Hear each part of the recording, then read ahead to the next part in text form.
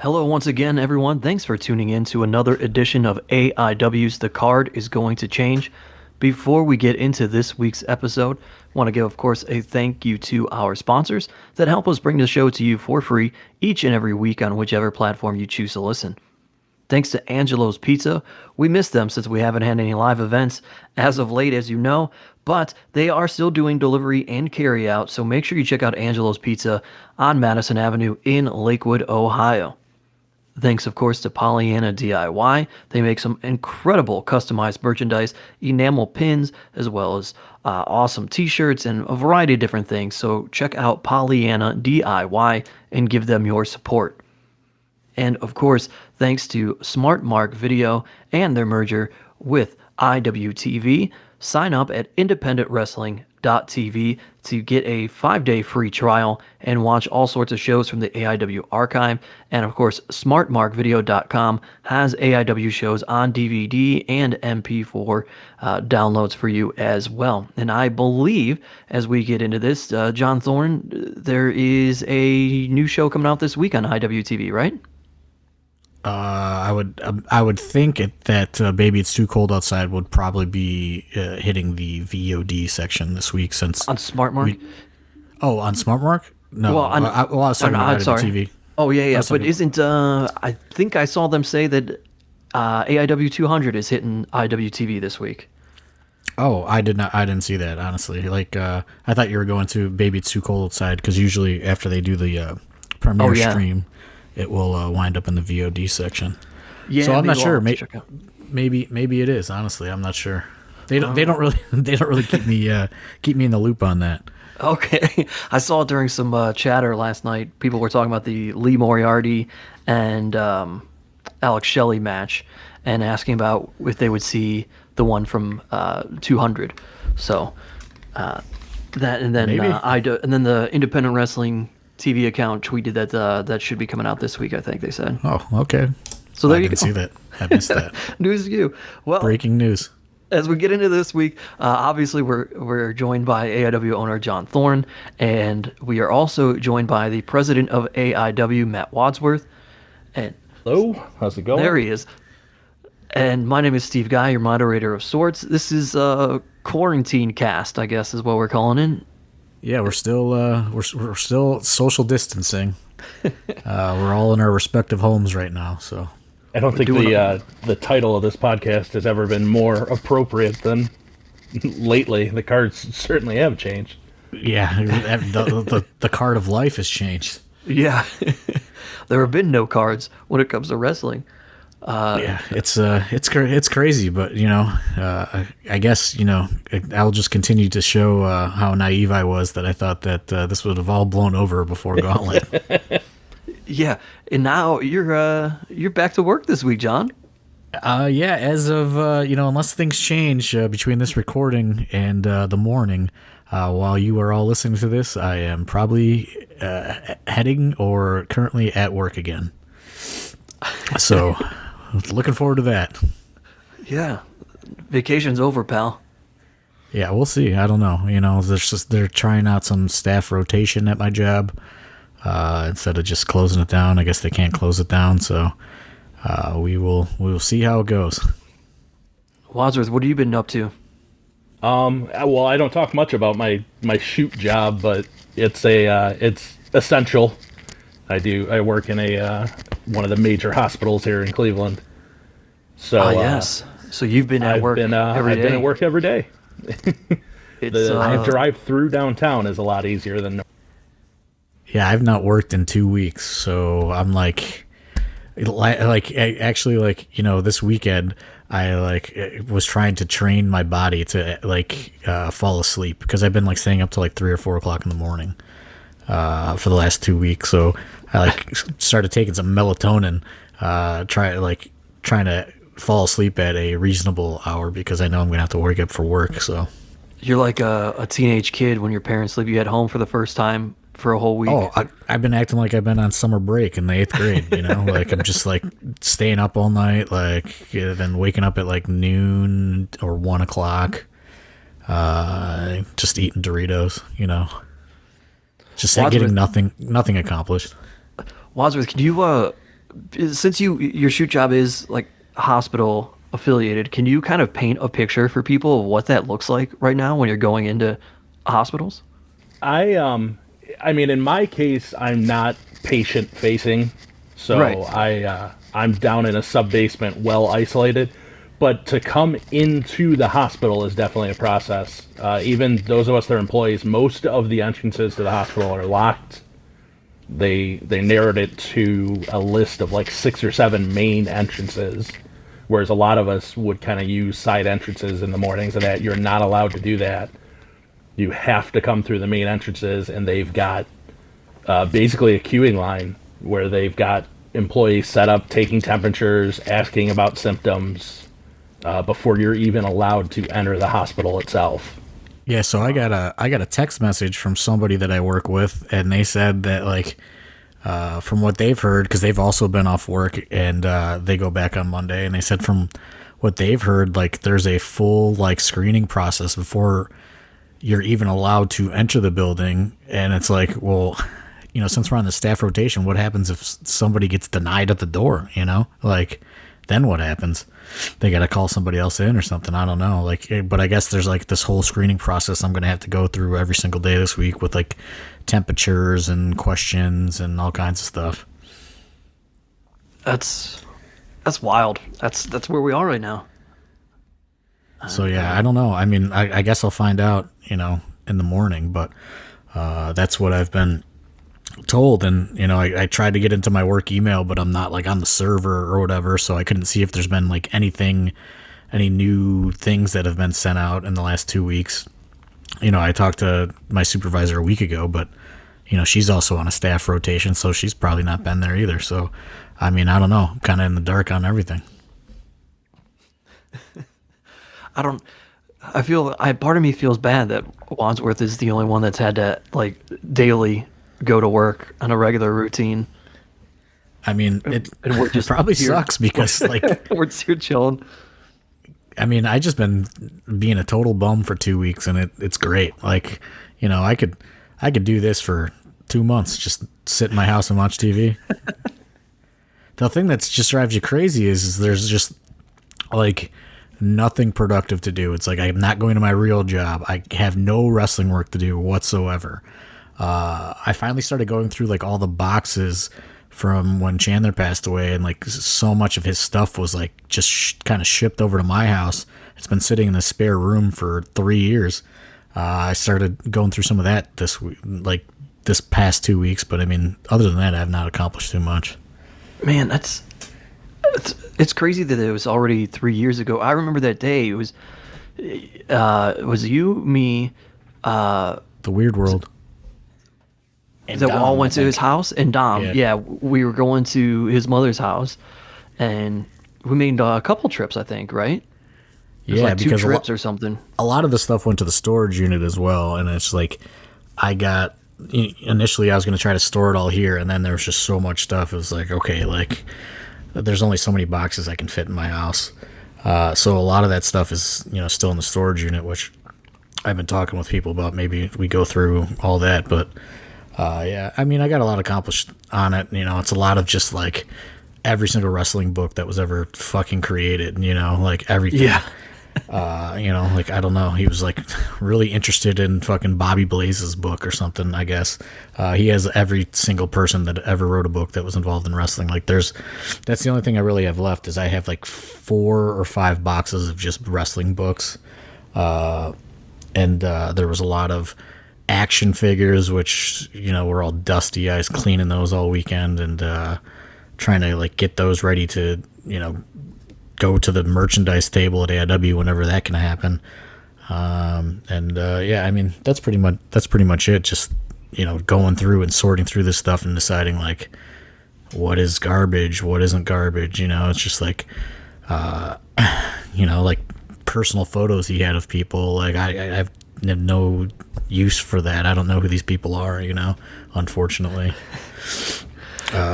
So When this is all over, you're gonna maybe create the AIW wrestling book library and make some library cards for people. To check out the different. They can return it, check in, check out 2 weeks. Oh, it's funny you said that because I did find a use for like there's these like I don't even know how he had all this shit honestly, but there are these boxes of these like burned DVDs of like just random territories, and there's probably, I shit you not, over 1,000 of them. It's just like World Class TV 1984 episode whatever. Like somebody gave them to him, and like he just had them. But I'm just gonna like you can't resell this stuff. It's just like kind of like it has a purpose, but like nobody would pay for it. So I think whenever the school gets going, I'm going to take these boxes there, and I will make everybody rent a video to take home and study once a week until we get through all these boxes, and the kids can hopefully learn something from some of them. Well, it's going to be like homework, though. Like, hey, you have to take this AWA television home from 1987, one episode, and you have to learn something from it. Yeah. I expect a one-page report. I want a report. And I want to read it. I want you to tell me about it. Because I ain't reading it. I don't need more clutter in my house. Give us ideas and try to figure out who's still alive that we can book in the future. Yeah, that too. It's funny you say that. That's a great way to lead in. So prior to recording, we put out there to ask us questions for this, and we're going to talk about it. And one of the questions was actually of people who have passed away, who is on there where if you could have now, like maybe they died too soon. It's not that they lived till they were, not like Harley Race, who lived a long life, but somebody who was gone early, John, who do you think you would want to book right now? Like, man, that would be a perfect guy for today's AIW. I mean, there's probably a million that, I don't know what that statistic is, but like so many wrestlers died before the age of like 34 or 40. It's crazy. Probably a weird one would be the Big Boss Man. I think that's like always a good go-to guy. The Big Boss Man, I think, would probably be pretty interesting on a modern independent wrestling show. And I think he'd fit right in with some of the meet and greets we've done. Yeah, I mean, because that's what you also got to think about, like meet and greet, like just overall, just like notoriety, and probably a weird one would be Crush. I think Kona Crush would just be killing the fucking convention and meet and greet scene these days. He's like a guy, I feel like he probably would have kind of stayed in shape, and you could maybe get something out of. Like if he would have dwindled off, you could see him coming back, like, I guess Glacier, for a lack of a better example. He had obviously more of a career than Glacier, but he's like that guy where he pops up and now everybody would probably want him, I think. Well, not if you ask Glacier, but yeah, I mean, I think he's just an interesting one, like I've been watching like a lot of weird like 1997 Raws, like randomly during my quarantine for the last 2 weeks, and just like there's just so many guys, you know what I mean, that that would probably do so well these days. And it's crazy if you look at like how many of those guys from that era are just gone. That Bam Bam Bigelow is another one that would probably was the name I was going to bring up. That was the first one on my mind, was Bam Bam. Well, and I think too, we talk about like Akron meet and greets where we try to get those going. Today, as we record this, is the 62nd birthday of Mr. Perfect. Oh, I mean, that is, that would be no question if he was still alive. Tom Dunn actually booked Mr. Perfect, which is pretty crazy, in the one show that he promoted. Yeah. Which is wild, like right before he died. So yeah, absolutely. I mean, there's, and then you have these like Dark Side of the Rings coming out, you know what I mean? And you have your Eddie Guerreros, who would probably not be free agents, but who knows, Yeah. I'm sure a guy like Eddie would be, if he wasn't still active, would be an agent, or would be, he'd be working down in the PC. Oh yeah. Who if you were to I was going to say a one that for some reason sticks out to me would be like a fun J-Lit name would be like a Chris Canyon. Yeah, Canyon, absolutely. Yeah. I think he's one of those guys that wasn't big enough to be just a meet and greet on his own, but a J-Lit weekend guy, because he strikes me as the type of guy who'd still be able to go. As Mortis, though. Only as Mortis. Or, I mean, that's right up our alley. He's one of those guys you'd book, the first day as Mortis, and then he'd do the Jersey Triad the second day. Mortis was the best in WCW NWO Revenge. He was great. For N64. If you had booked the Big Boss Man, who do you let him hit with his nightstick?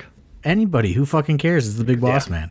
I mean, I didn't know if you would have gotten more of a rise out of Dr. Dan getting his ass beat or Duke getting his ass beat with the nightstick. I mean, those are the two easy go-to guys, but I mean, it could be anyone. It could honestly be anyone.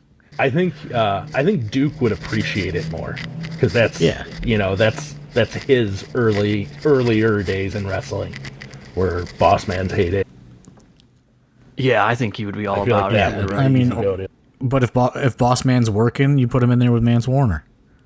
Oh yeah, hell yeah. I'm gonna get this one out of the way because it was one of the first ones posed from Mike versus Philly. John Thorne, what is your all-time Cleveland Indians roster team? What's your lineup? Baseball sports fan John's all-time Indians lineup. He said. Oh, you gotta give me like a position, like a base. Okay, who's pitching? Oh, Dennis Martinez. Oh, El Presidente. All right. Or Charles Nagy. Okay, those are two good ones. We'll go around the horn. First base. Who's the guy now? Santana. What's his name? Carlos Santana. Carlos Santana. Because I met him at a pumpkin patch once. When I was getting a pumpkin for Halloween, he was there. He took a picture with me. All right, second base. Roberto Alomar. Good choice. I would have taken you for a Baerga guy for sure. Oh yeah, no, fuck that. Yeah, Carlos Baerga. Yeah. All right, shortstop. Francisco Lindor. Okay, shortstop's a tough one to me because you either go Frankie right now or you go Omar. I wasn't really a big Omar Vizquel guy. Okay, all right. Third base. Man. I'm trying to think here. I guess I'm going to go Jeff Bagwell. Jeff Bagwell didn't play for the Indians? Yes, he did. No, he didn't. I swear he did. Jeff Kent. No, who was the guy? They got some guy for third base in like the late 90s. Oh, are you you're thinking of either Matt Williams or Travis Fry? Matt Williams, that's what I was thinking of. I thought it was Jeff Bagwell. No, he's a long-time Houston Astro. I'm going Matt Williams or Jose Ramirez. Okay, all right. What's your outfield? I'll give you any of them. Doesn't matter. They don't have to specifically play center field, right field, or left field. I just need three outfielders.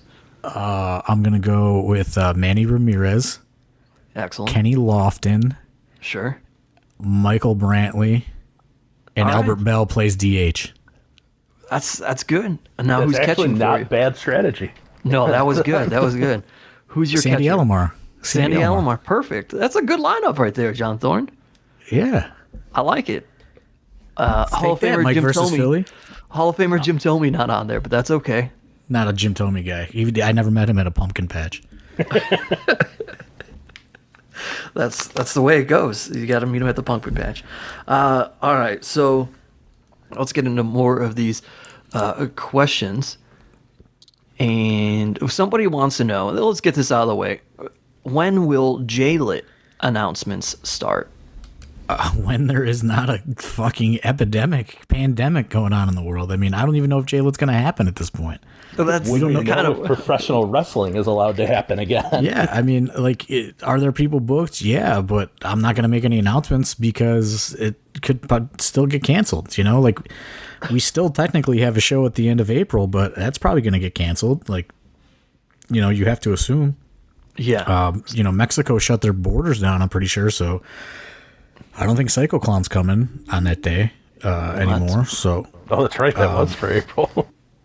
Yeah. So I mean, I can't make any just because it's in June does not mean it's going to happen at this point. I mean, nobody knows when the world is going to reopen, or the world it can reopen, but it can't reopen for events. We don't. I mean, I can't make. I'm not working on that stuff at all because, it's like I had a lot of people booked for it with a few kind of up in the air spots still open, but I'm not going to try to fill them until I know, like, hey, this weekend can for sure happen, because I don't think anybody knows when professional wrestling is going to be allowed to happen again. If it's going to be allowed to happen again, I mean, who knows how the world is going to change after this is all over with. Yeah, I figured you'd answer something like that. Here's an interesting one. I like this question. Was the influx of wrestlers from Ontario in 2014-15 a direct result of Ethan Page being on the shows? And is there anyone from Ontario you're hoping to get onto AIW shows in the future? I mean, absolutely. It was because of Ethan Page being on the shows. He needed people to drive him, or people to come along for the trip. Or him and Josh Alexander and Sleazy Sparks would be booked, but then they'd have, a Tyler Thomas in the car, or somebody else, or like a Brent Banks. So, there would be some kind of spot that would open up. This is like before AIW had a school and a ton of talent just like hanging around. There's nobody that I have my eye on, because what we've learned from the Ethan Page, Sleazy Sparks, Josh Alexander experiment is it's hard to rely on the international talents on a regular basis because they do not have work visas. Now, Josh Alexander and Ethan Page do because they're contracted to Impact Wrestling. But, anybody that's familiar with the situation saw Sleazy Sparks get banned from entering America for 5 years. And that is a very real possibility for any talent that travels in from Canada unless they are contracted somewhere. And we cannot offer a full-time wrestling contract to anybody. The American government will not allow that to happen, to come work once a month. It's just not something that they would approve a visa for. So to be honest, I try to avoid Canadian talent, unfortunately, because it just can create a lot of problems, and you can't really make any sort of long-term planning around the Canadian talent based on the travel restrictions. And as I've stated about, we don't know if or when JLA can happen. Who knows how strict the borders are going to be going forward in a post-COVID-19 world. Yeah, one person they asked about was Holden Albright, who did the New Talent Initiative, and then he had that match with Jackson Stone, the Shogun. And to your point, like you just said there, and that's what I was going to go with, that's a guy that we liked, but who knows how this is going to play out now. Yeah, exactly. I mean, we can like somebody from Canada all we want. We've been burned multiple times with long-term storytelling being disrupted. Right. Day of the show. It's not even like you have an advance notice. Right, because it's, it all depends on the border agent. It's not like you're going to get 2 weeks notice that they're not going to be allowed to cross the border that day. I mean, it's all based on the border agent. I mean, Sleazy Sparks had lawyers involved in her case, and she went to the consulate and spoke to people and had, a full kind of legal investigation, so to speak. And the policy is unless that particular border agent that stamped her passport and decided she couldn't enter America for 5 years, unless they change their mind, it's at that very particular border agent's discretion. So you never know, like a guy or girl can get over 10 times, no problem. And then they just encounter one border agent that wants to, give them a bad day. And, that's how it all goes down. All right, here's one as we talk about the world post-coronavirus. It's a question that gets posed often when we do these, but I'm going to ask it anyway. From Facebook, post-corona, when will we see each of the headhunters get their singles run? I mean, I don't know, dude. Like Headhunter 2, Victor, I believe, he's always messaging me maybe once or twice a year, trying to come back. But I want the package deal, and I believe Headhunter 1 is since retired, allegedly. So, I mean, you never know. I want the total package in the Headhunters though, but also, like, just what a mess to deal with it was. I mean, it made for great years worth of stories, a very memorable weekend, but I mean, I don't know if I want to put myself through that again. Listen, it all turned out well in the end, but yeah, and it gave some great podcast material for some of those early episodes, but that was a headache to deal with for sure. Yeah, I mean, so I wouldn't hold your breath on that one. This next one, I don't know if you're going to completely give it away because we may do the show, but in Cleveland, who was Eric Stevens going to wrestle at the Tampa show? To be honest, the card wasn't totally 100% finalized. There were a few different options that were on the table, and it was just kind of like, what is going to fall into place. We were really trying to get Joey Janela on the show to get clearance, but AEW really only was going to clear him to do the spring break show. So there was a lot of different kind of pieces that can be moved around. The leading candidates for the Eric Stevens match were either Lee Moriarty or Filthy Tom Lawler, depending on, what kind of, I guess, other talents fell into place for the show for the weekend. Like those three were kind of all in flux depending on who we were able to lock down as that fourth talent. We wanted one more kind of outside attraction that, we never got a chance to finalize anything because, we were still over a month out basically when all this stuff really kicked into gear. Here's a good one, especially having our historian on from the man better known as the Masked Fish. It seems like the middle years aren't talked about as much. What are some great shows from the Turners era that we may have missed, and why? I'll probably defer this one to Mr. Wadsworth. There were, I think the rap show legacy, if you will, was kind of cemented in the Turners era as one of the biggest that's what was popping into my head is that's where the rap show was born, was in the Turners Hall era. The Straight Outta Compton show was the first one. I think that's probably the best thing that came out of those years. What else were you thinking?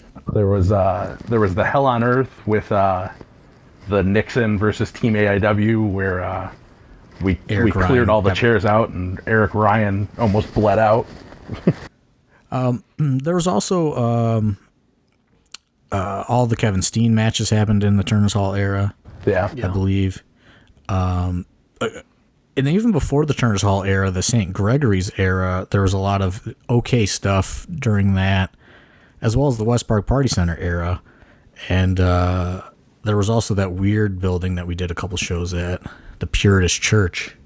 I mean, it's hard to really single out a show. The marquee events, the Absolutions, the Hell on Earths, the J-Lits. J-Lit was born in that era as well. Yeah, that's actually where we saw it really coming to life, especially with the after party sequence when Buff Bagwell was there. Yeah, I mean, there's a lot of that stuff, and there's also a lot of kind of the Girls Night Out was born in the West Park Party Center era, which, was like year 3 or 4. I can't recall. There's a lot of good. There's a lot of bad. Those are kind of like, you don't hear about it a lot because it's kind of like the growing pains era of AIW. It's, the first 2 years you hear about more because it was kind of, I guess like the birth or whatever. And it's surrounded by some controversy in year 2. And then, things kind of go into this long-term growing of trial and error and ebbs and flows. And there's a lot of bad memories in those eras, because, that's when we were just super struggling to get by and find a place in the wrestling world. But I think if we didn't do that, we wouldn't have the kind of infrastructure and kind of smooth running machine that we have now. I don't know. There's probably some good shows that happened, some really good matches. Johnny Gargano versus Akira Tozawa happened at the St. Gregory's building. And that's what I was going to say. You nailed it with the growing pains and the fact that you kind of said there's some good matches. I think that era is almost a little bit forgotten because it's this weird, it's almost like puberty, essentially, where you have this weird growing phase of, we're transitioning from the earlier stuff that was just very renegade, very just craziness atmosphere, to the era we're in now where it's just match after match is delivering. So you had a few matches here and there on these shows that were just incredible, but you had some forgettable stuff on some of those cards too. Well, there's a lot of forgettable stuff. So it is that weird middle phase is the perfect way to describe it, not just in terms of time, but it is that transition from where I think we kind of became a legitimate standout independent promotion. And I think what was so difficult is, we don't have a wrestling school in this time. We have to fill a card out. We have gigantic budgetary restraints because, there's a big part of that time period where, I was like, in the 2008 recession hit, I lost my job. I had no job. I was collecting like $100 a week from unemployment, and that was it. We also have a second split with one of the founding partners in AIW. So that's when it becomes me and Biggins, and we really have to kind of figure out how to get the most out of nothing, especially in that post West Park Party Center era. St. Greg's, Puritas Church, Turner's Hall.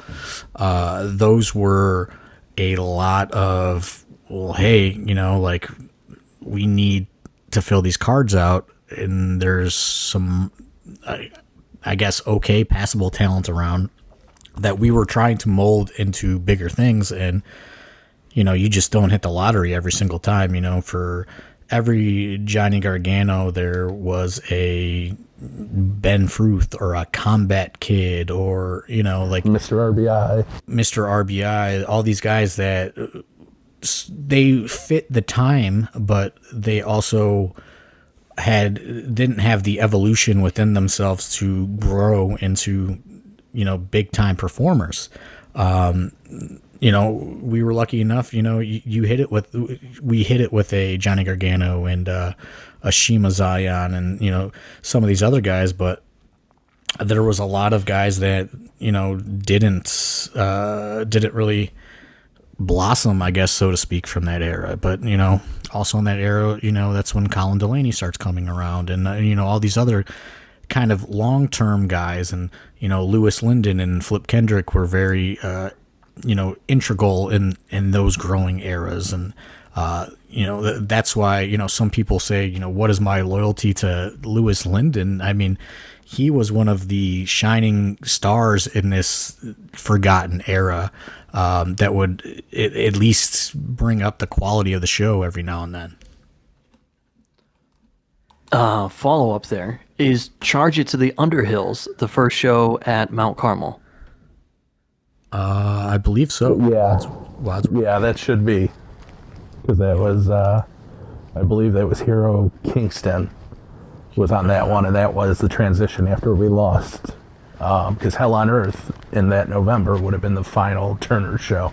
Hell on Earth 10, yeah, is the final Turner's Hall show, which was just what a mess that was.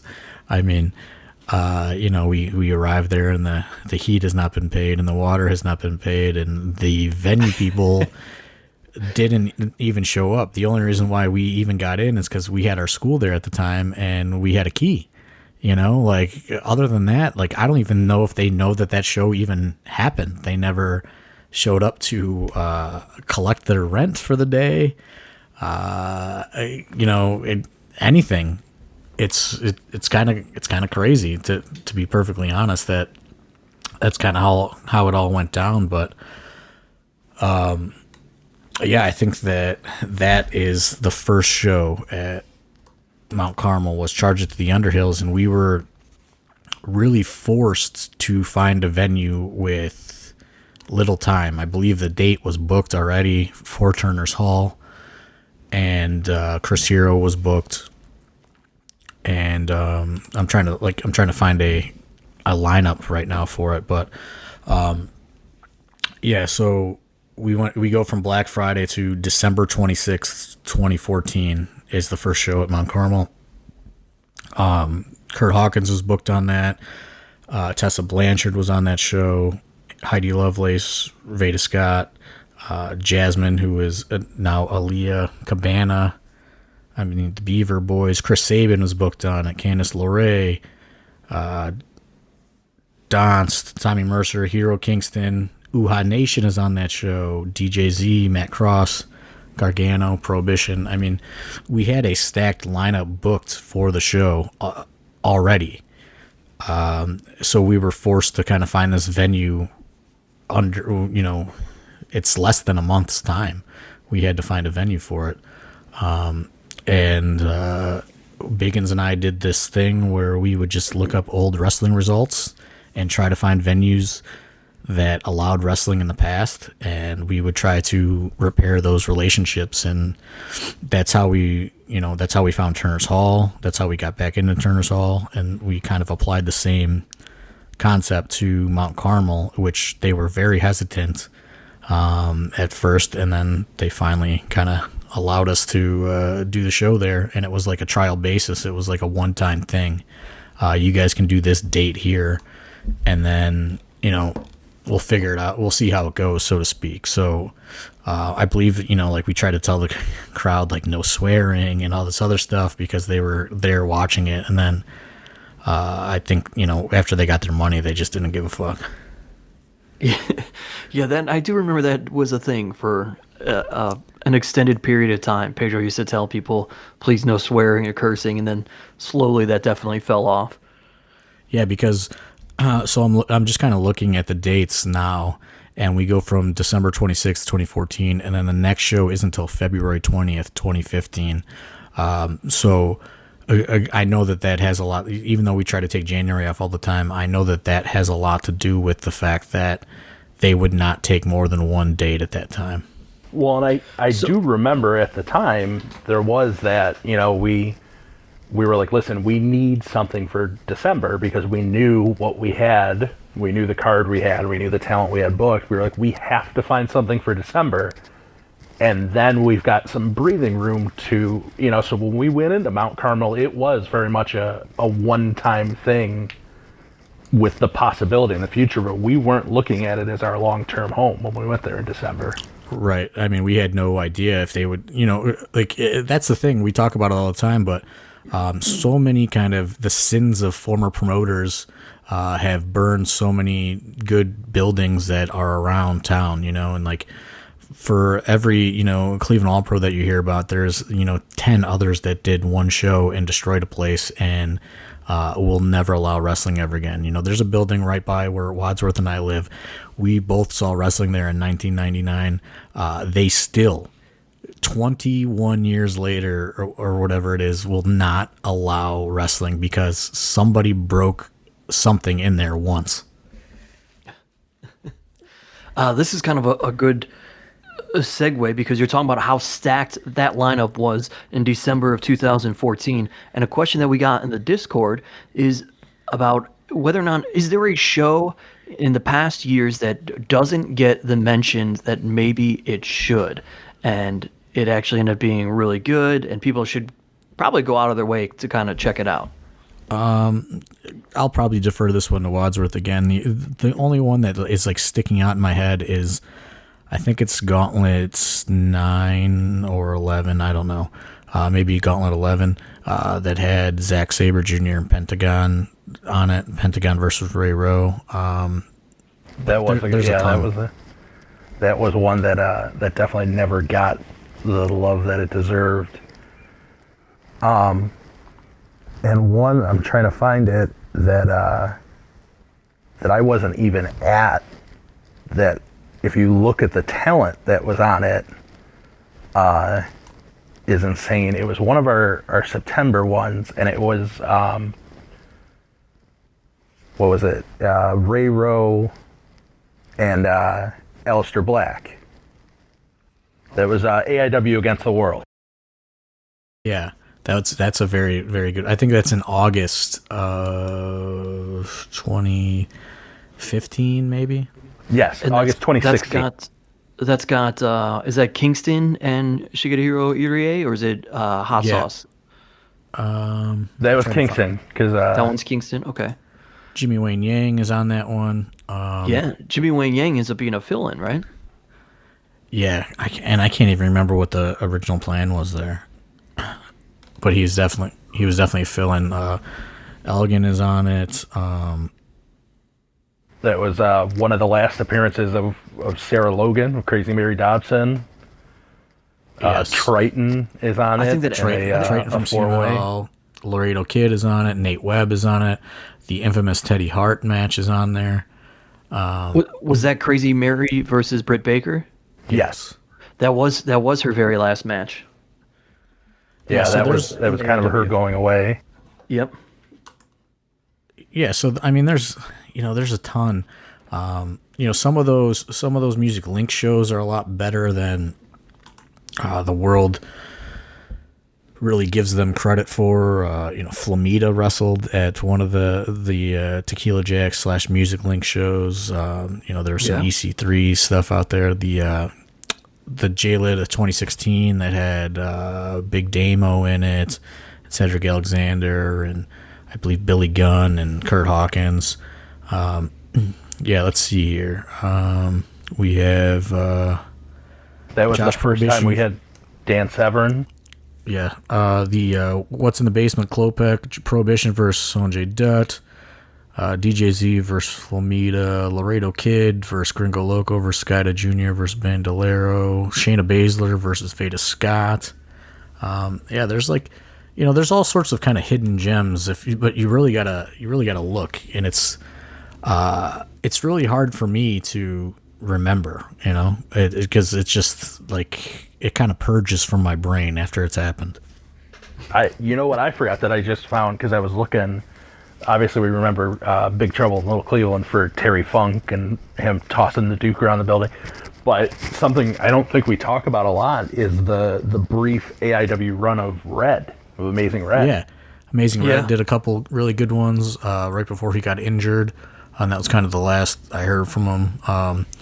Walk the Plank with Paul Burchill and Lewis Linden is an extraordinarily good match. I mean, I thought Paul Burchill was going to just go off on a run after that match. He didn't miss a step. I was going to say, is that one of those matches where, because this was a question that we got too, is that one where you booked it and you kind of had some expectations, but it super exceeded them? Yeah, I mean, it was booked just as a fucking kind of fuck you to Matt Riddle. It was like a joke, like, you're so mad that you lost to this guy that you think is a pirate, so we'll just do a whole pirate theme show. Really had no expectations for the match, honestly. I mean, Lewis Linden's extremely talented. I had no idea where Paul Burchill would be at, skill-wise at that point, having not wrestled in several years. I think another show kind of that stands out is Welcome to the Party Pal with Masato Tanaka and Nick Gage. That's another very good show. Escape from Cleveland is a very good show with Ultimo Dragon, Louis Linden. I mean, there's a ton, but you really have to kind of go through and look at the lineups. Counter question to a match that you didn't have any expectations for, but this one was posed on Twitter. A match that you instantly regretted booking. I'm going to go with Space Monkey versus Carly Perez. I knew it. That's like I'm sure there's a million other ones, like especially in those growing pain era, there's like so much stuff that is just god awful that, I would never even remember happened. Carly Perez Space Monkey, I thought was going to be this like viral, like just crazy thing, and we're just not on the same page at all. Wadsworth, do you have one? That's a pretty tough one to beat. I knew that was going to be his answer. I can't think of any off the top of my head that we had like super high expectations for that just bombed out, Yeah.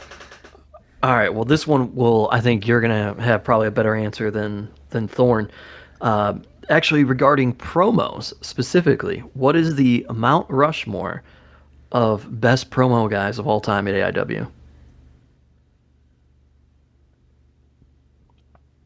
I think you got to put Ethan Page on there, right? Yeah, he's up there. My instant answers are Kingston and Prohibition.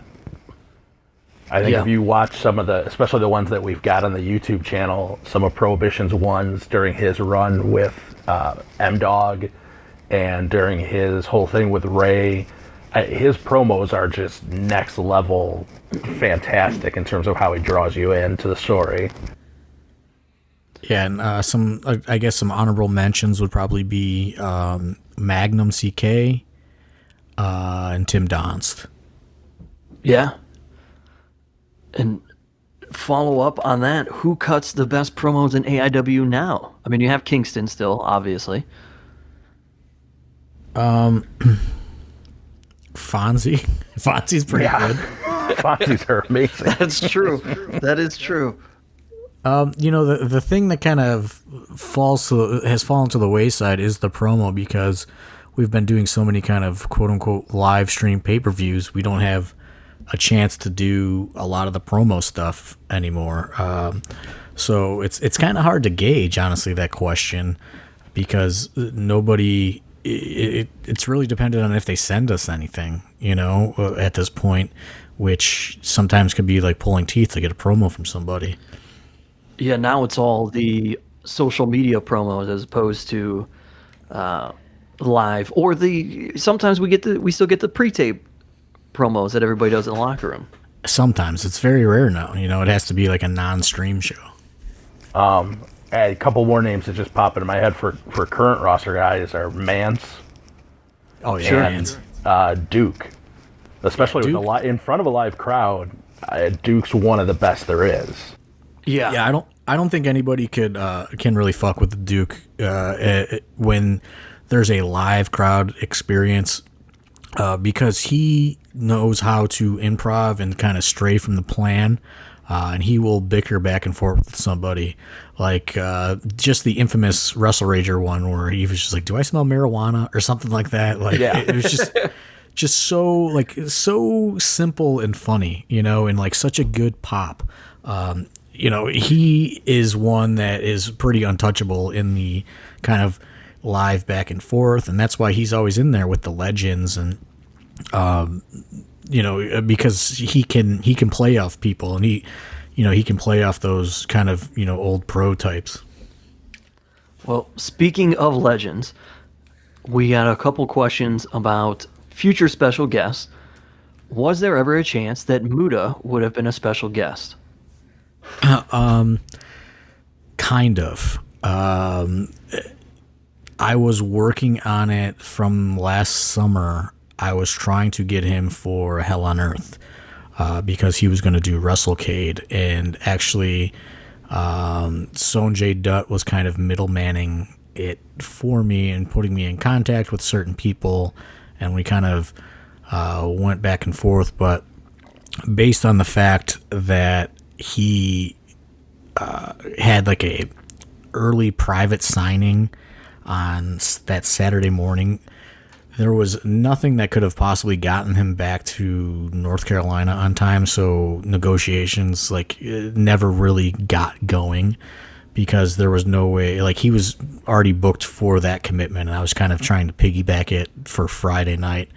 And we never talked money. Like, I never really got put in contact with his people. It was kind of like logistically, let's see if we can make this happen, and then let's get to the next step. And we never got to the next step. So that's where Kevin Nash came into play for that one. Is X-Pac a possibility for a future Akron show? Who asked that? Dave the Potato? Charlie Butters. Dave the Potato asks me that like once a week. I mean, anybody that is alive and not under a contract is a possibility. I mean, it really just, it's all kind of situational, honestly. But I mean, like I said, I can't make any plans with anybody because we don't know what the world's going to be like anytime soon. I'm just going to get these out of the way because Alex Rose has asked them on every social media possible. Because Eddie Kingston announced last year that I would be part of a death match, he wants to know if there were actual plans and if I would ever take a bump or be in a storyline. I think I can answer for you, John. No, there's no plans. Well, I guess to give some more elaboration on that, Eddie Kingston was just fucking around, and like I don't think he understood that like people would be like, what? Like, because I'm pretty sure he did it on the Chandler Biggins tag tournament show. I could be mistaken. I think that's where it started, and it carried through the intermission. Like, it became like a joke that was only funny to him, and like I don't think he understood that like people were listening besides like him, you, and me, and like I think like he was more trying to do it because like he was trying to like tell me, like convince me to wrestle him at Wrestle Rager, and I was like, I'm never fucking wrestling again. He's like, yeah, Steve Guy's gonna wrestle, we're gonna do this death match, and like I think he kept kind of doubling down on that like busting my balls thing, and somehow you got dragged into it. And I don't think he understood that like people were listening, like besides us. Yeah, he started with it during the intermission, and then he did it night 2, like after his match. He said it in a promo, and it was one of those things where he would say stuff to me too. I was like, look, if that's really what you wanted, if you're really going to retire, I will do something with you, but you're not retiring. So then that motherfucker wasn't even available on that date anyway. Exactly. So take it up with the king, folks. So that goes to show you how much thought he put into his challenges. He was already booked on that date anyway. That's up there with Josh Prohibition declaring that Absolution 10 would be a War Games match, and not knowing what a War Games match was. Yeah, he's like, what? You need 2 rings and 2 cages. We're like, yeah. He's like, oh fuck. He says it in front of the live crowd, and everyone jumps all over, and all of a sudden we're like, well, we got to try to find a venue that we can put 2 rings and 2 cages in. Which we never did. Which, you know what would have been a good venue is the show where we had Tanaka, but we're not going back there because that was it's closed. Situation. Is it really? It's closed. Yeah, it's for rent. Oh, wow. I mean, are we surprised with some of the shadiness we experienced there?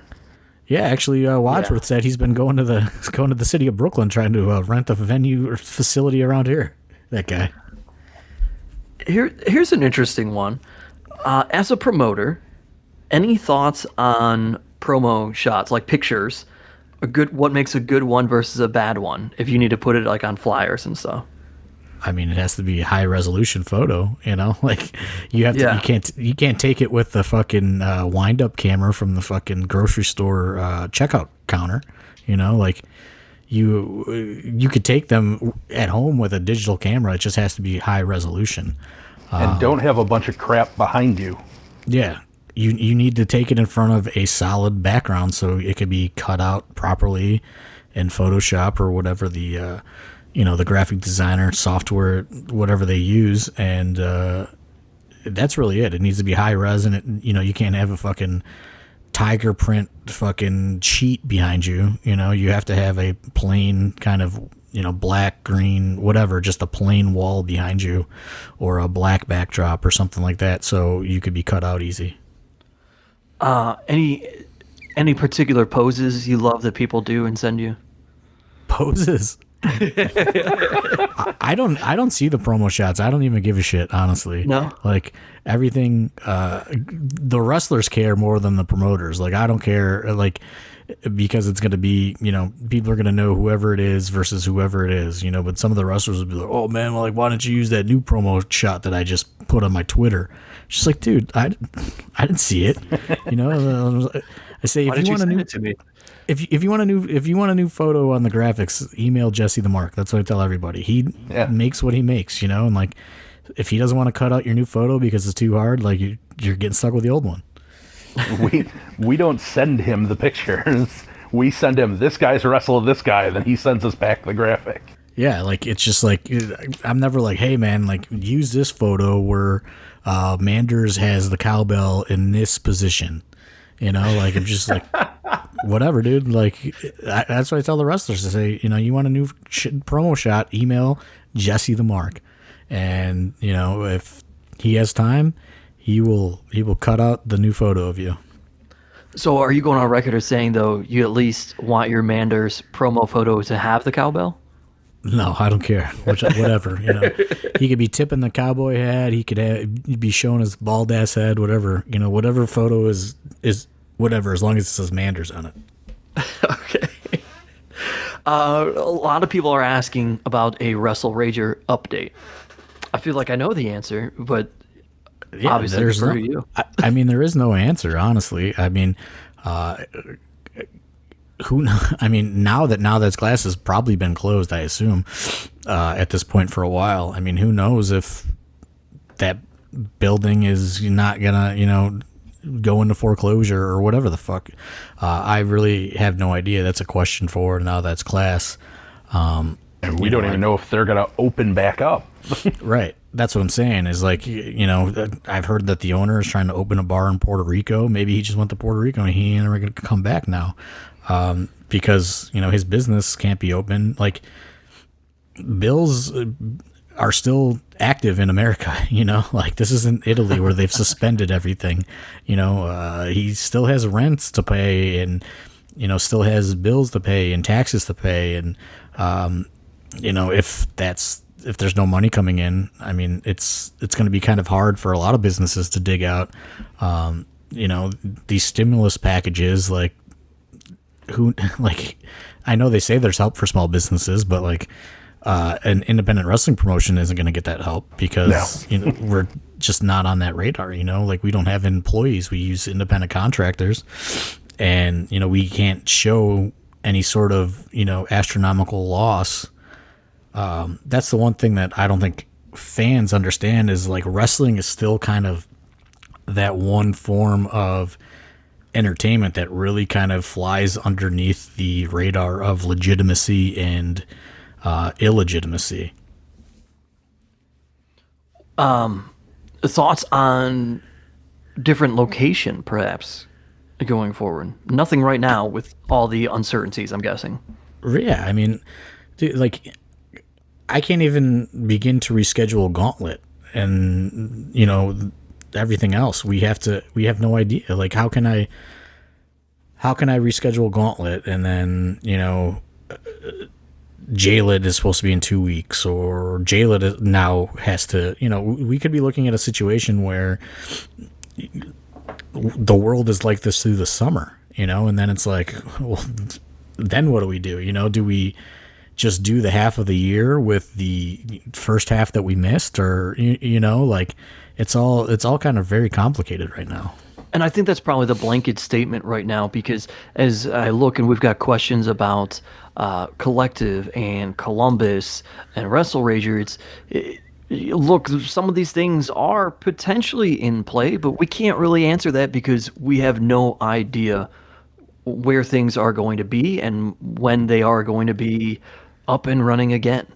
Right. And I mean, like Columbus, for example, that was just straight up canceled. And they said, hey, we'll revisit it when the world comes down. But I mean, they're also a small business. You know, they had a lot of money kind of on the line to do this event.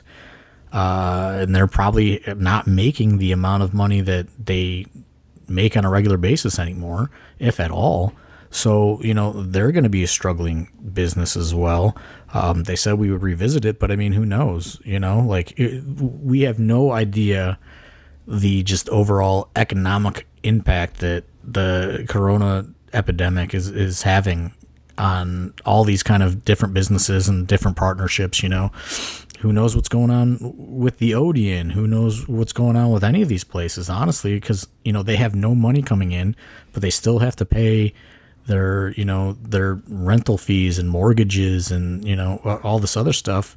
I mean, who knows? The Collective, from what I understand, you know, the Cuban Club is not going to refund the deposits. So there's a lot of lost money there right now. You know, like that could change in the next few days. Who knows? Like there's just a lot of uncertainty everywhere. One idea that was pitched in the Discord. Wadsworth, what you're saying? I was just going to say that in the end, people have to realize we don't know anything more than you do about what the situation's going to look like or when it's going to resolve. Like we're all getting the same news. You know, yes, John works, you know, where he works, and I work at a hospital. Trust me, we don't have more information than you do. Yeah, so it's crazy. We're like Dave the Potato will be like, "Hey man, like what's going on?" I'm like, I don't know, dude. Like turn on the TV. I'm seeing the same thing as you. 2:00 every day. Mike DeWine will tell you. That's what we know. And like fans will ask me, and it's just like, I have no idea. Like I don't have this inside source to the governor of Ohio or the president of the United States, or, you know, like we all get the information at the exact same time. I mean, and then I have to dissect it and figure out how to keep, you know, this business going, which is, it's getting pretty hard, honestly. You know, like I know that I showed you guys like the PayPal is just like all minuses. Like it's all like pages and pages of refunds and like minuses. So it's going to get pretty tricky here if this goes on for several more months. I'm glad that you brought up Dave the Potato, because I'm going to just throw some fun questions at us now. A question posed on Twitter: best job and worst job refereeing matches for Dave the Potato. Oh, dude, I mean, I don't know. You know, like he's just like everybody else. He has his good ones and his bad ones. You know, obviously, the one bad one that stands out is when he didn't give Chuck Taylor a good jump for that body slam. Sandbag and Chuck E. T.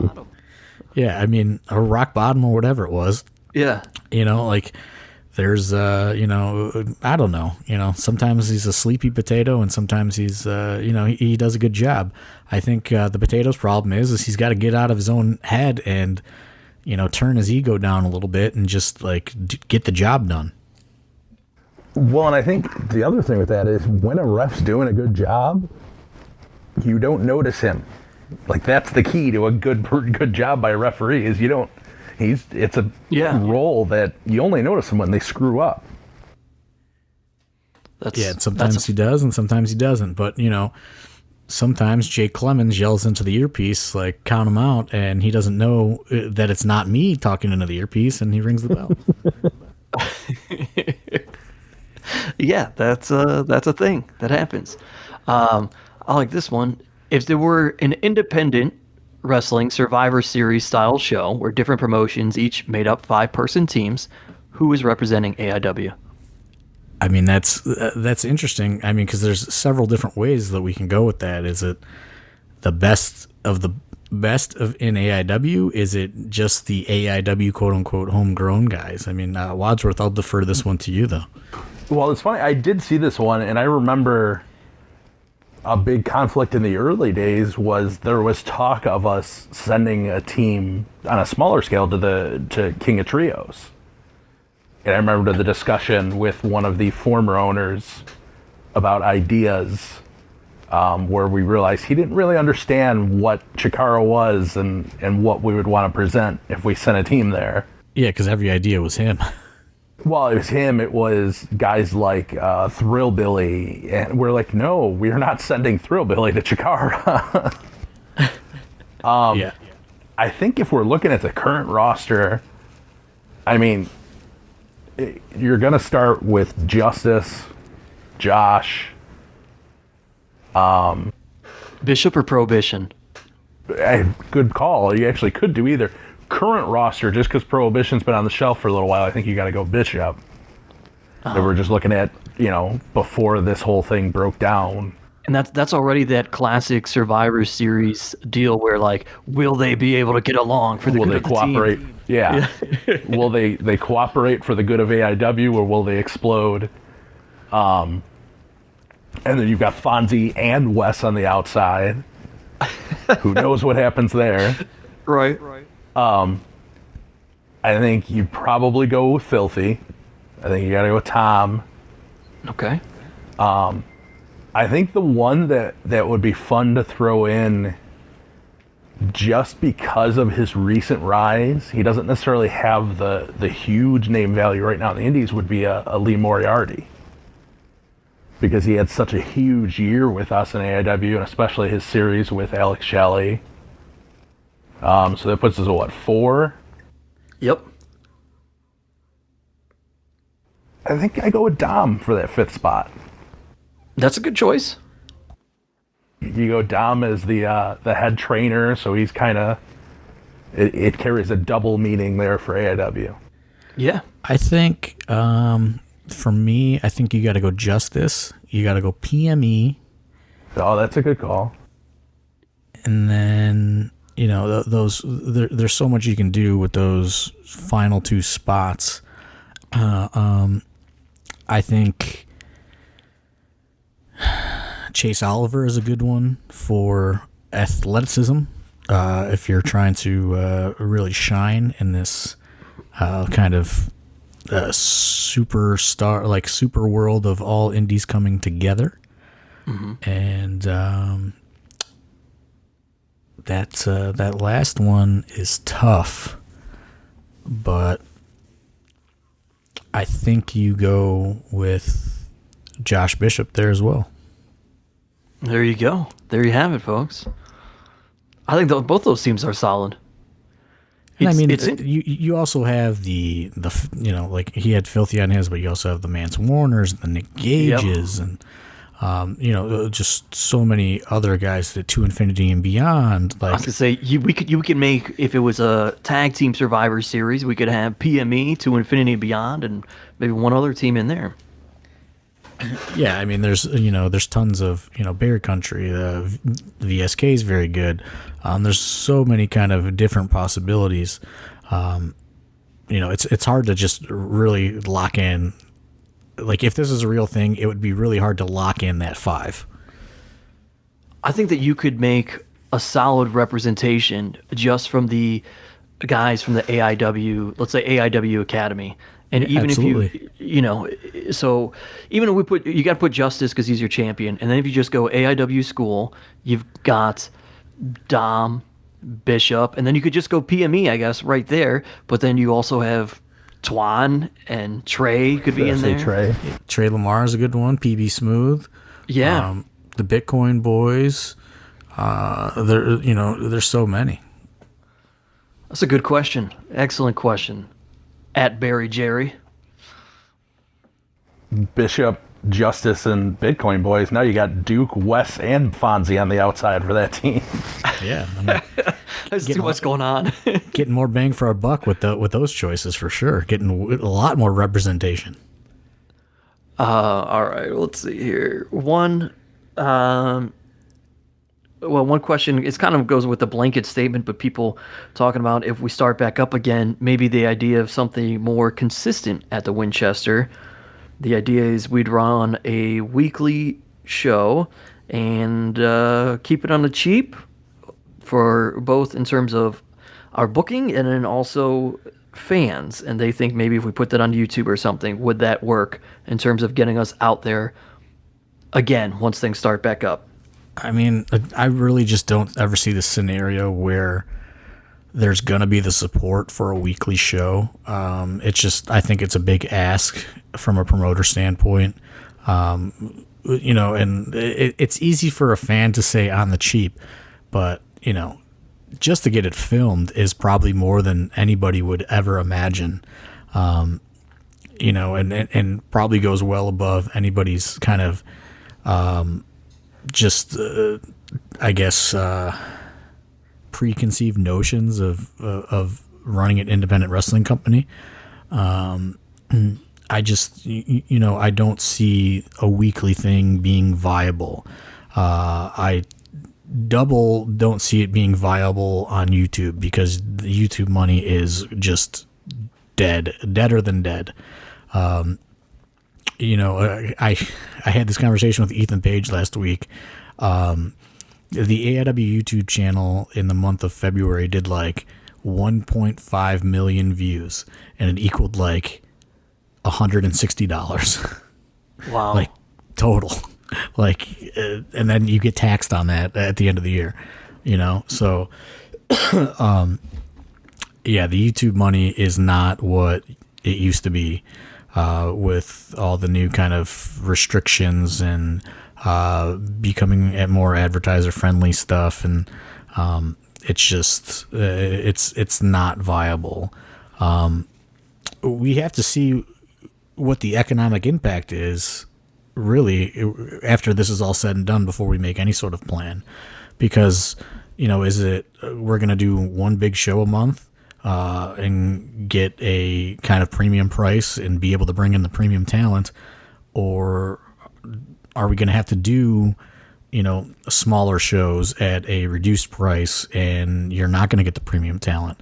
Like, I don't see a world right now for at least a while where we're going to be able to support both. We're going to be able to support the main shows and the extra kind of bar show things.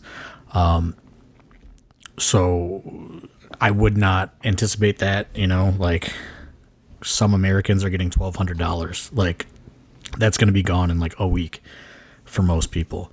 So, yeah, that's most people's rent.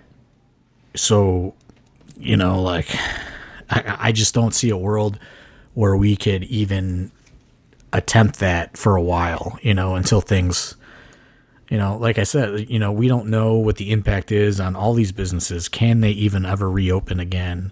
Are there going to be a lot of people out of work? Like, that's the, like, kind of the unfun part about maybe being more of an adult at this point than I was maybe in previous AIW like / recession years, is like, you know, like now if you look back on those years, the crowds were down because like nobody had any money, you know, nobody had money to spend. And that is probably why AIW was such a struggle, and there was so much debt accumulated and all these other kind of things.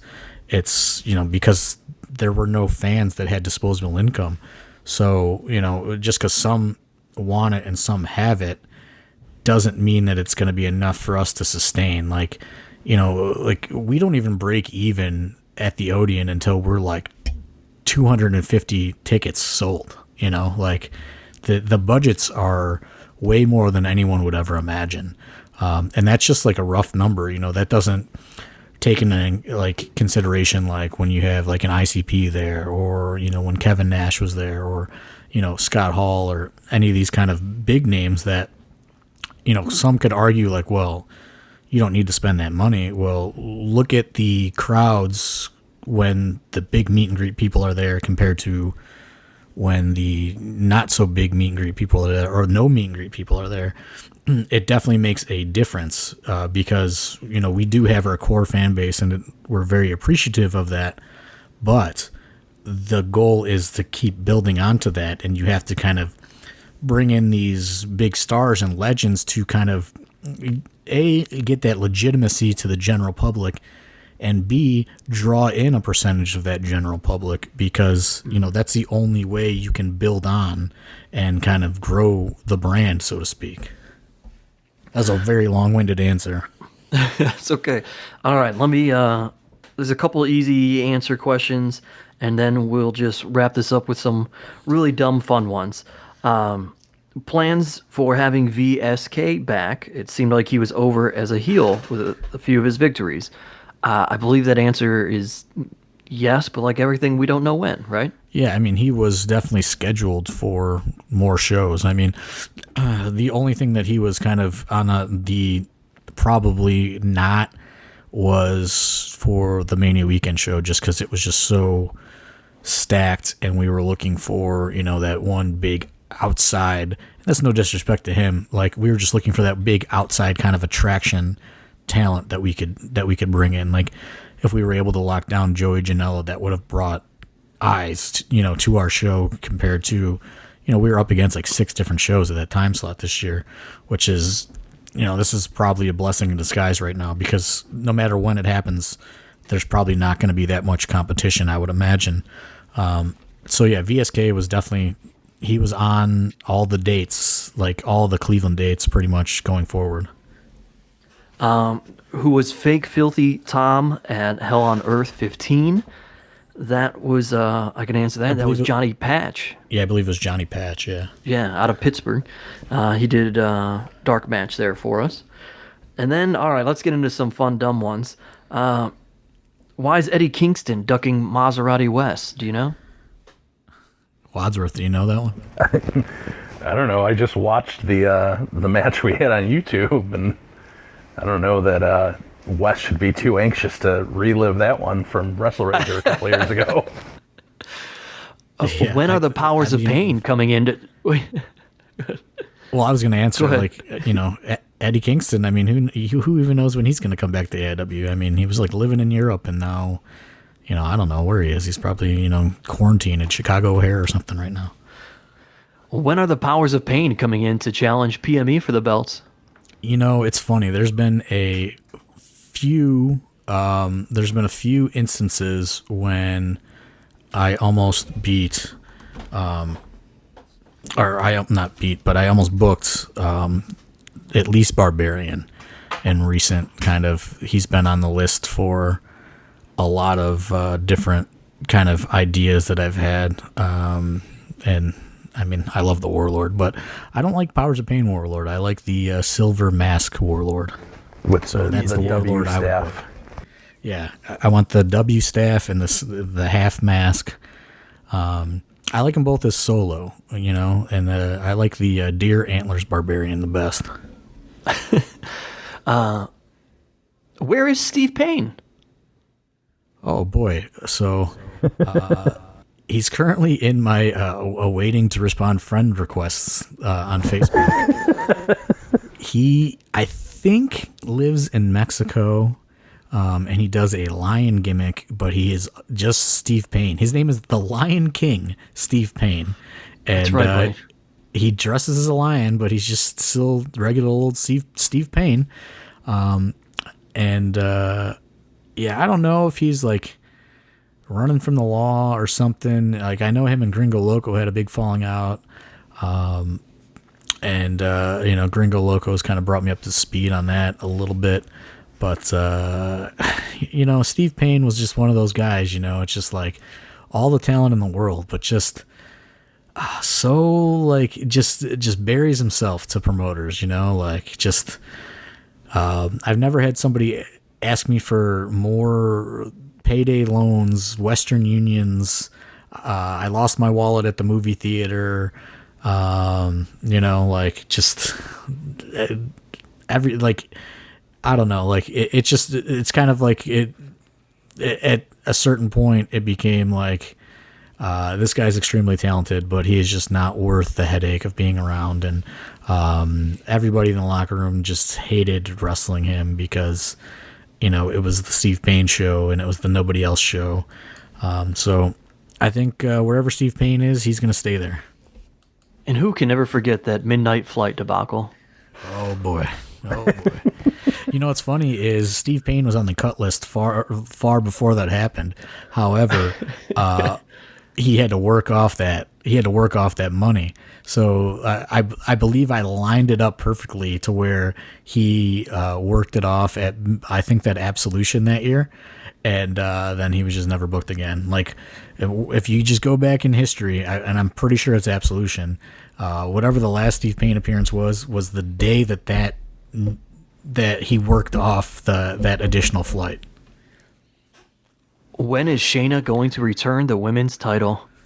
I mean, probably whenever I ask her for it, but I've never asked her for it. I mean, she's offered to send it back before, but I mean, there's just no kind of like, you just can't have like any sort of depth in a women's division right now. Like when the girls' night outs were going on, it's just, even like, look, like a Chris Statlander, who was relatively new in the last 2 years, she's already signed it on television. Like girls just get signed so rapidly, and it's just like, why am I going to stress myself out about this on top of everything else?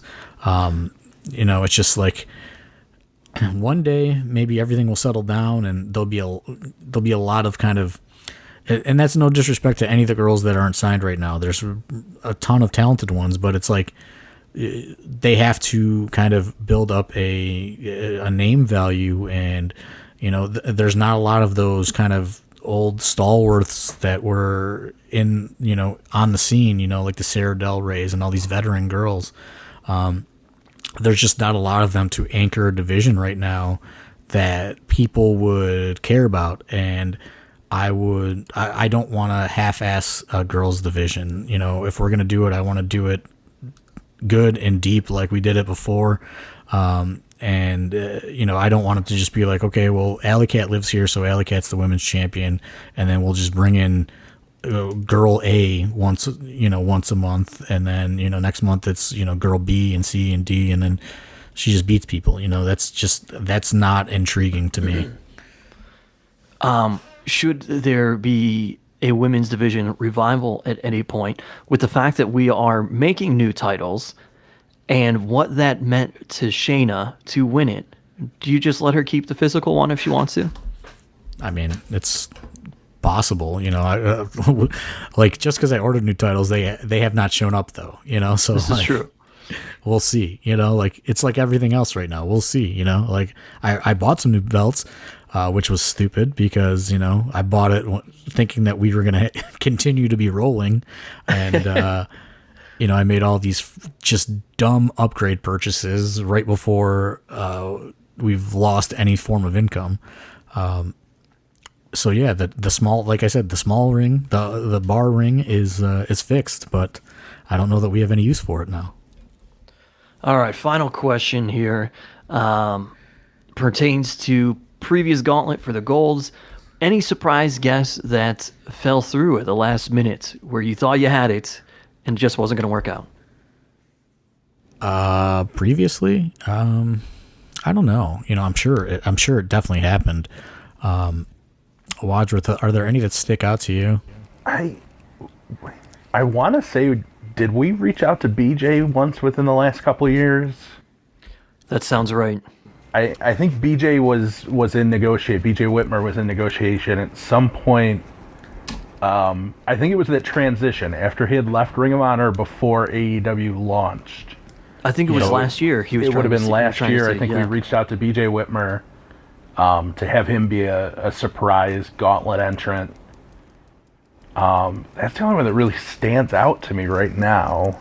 And I mean, here's the thing, people, like, we don't have like a filing cabinet with like, hey, this has almost happened. Like there's probably a zillion things that have almost happened in AIW, but you forget about it because you only really remember the things that do happen.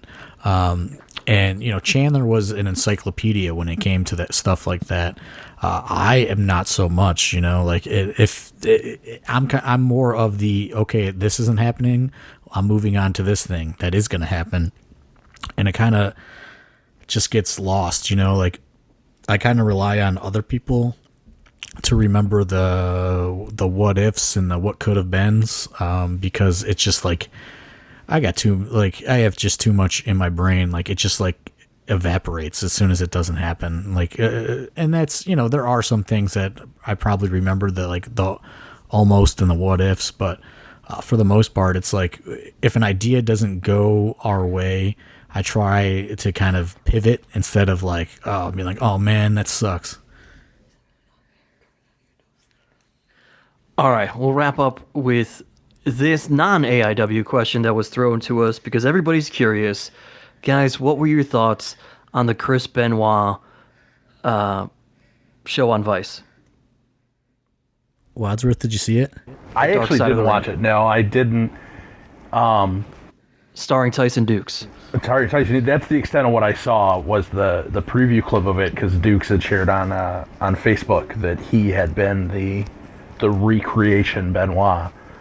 I didn't. It's not something I really want to revisit. I was a huge Benoit fan during his career. He was one of my favorite wrestlers. So that whole thing is just, I don't even want to go there type of thing. I don't want to revisit it. It sucks that it happened. I hate that that's the legacy that we have in the end. So I saw it, and it's like it's not a lot of groundbreaking stuff. It's very well done though, and the stuff that I did find interesting was the kind of the police perspective and the the crime photos and stuff like that. Was a very interesting kind of little tidbit. On top of everything else, not a lot of groundbreaking stuff. I did see some interesting things on Twitter. Pod Van Dam was tweeting at Joe Spostos. Maybe Joe mentioned this on one of his podcasts. I'm not sure, but an interesting little wrinkle is, Chavo is one of the talking heads, and what happens if Chavo doesn't kind of cover for Benoit with the office, and the wellness check happens 2 days prior when he first doesn't show up? I thought that was kind of an interesting wrinkle that somebody kind of had, after watching it. But other than that, not a lot of just groundbreaking stuff. It's all stuff that we all know. But the dark sides of the ring are still very, very interesting.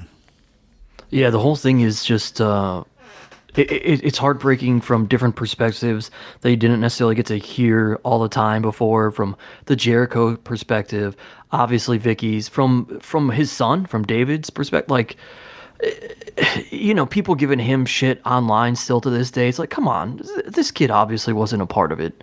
And like you said, Chavo, I thought that was interesting too, because it just seems like he's been beating himself up about that ever since too.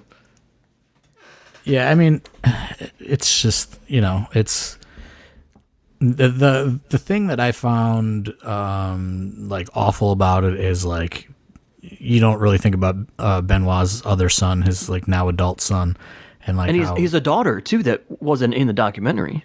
And dude, Benoit's son looks identical to him. There is no denying it. And to see that kind of impact that it's had on his son and Nancy Benoit's sister, that was pretty tough to watch, because you don't really think about that. You think of the sensational, how the media sensationalized the whole thing and the impact it had on the wrestling business, but you don't really think about the people that were so close to the situation that have to live with it. Like his son has to go through life, knowing what happened. That was the only stuff that that and the police perspective I thought was really kind of new and interesting about it. Well, all right. Well, that's going to do it here for us on another episode of AIW's The Card is Going to Change. Guys, got any final thoughts here? Wadsworth, I'll let you go first. As much as it makes it easier to do this format, I hope it's not too long until we get to record these in person and get back to doing the real reason we record these and running shows. Yeah, and I think, if this goes on much longer, we have plenty of shows that, we still have to review.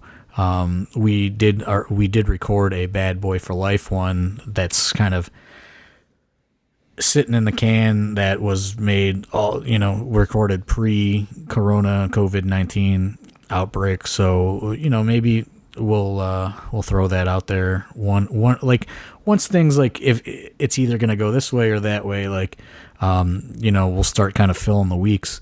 But it just seems like it's still so new and still so ever changing that, I didn't want to throw up, this canned pre-recorded podcast just yet. Well, there you have it, folks. Thanks for tuning in. Hopefully you guys enjoyed this episode. For AIW owner John Thorne, for President Matt Wadsworth, my name's Steve Guy. We'll talk to you next week right here on The Card is Going to Change.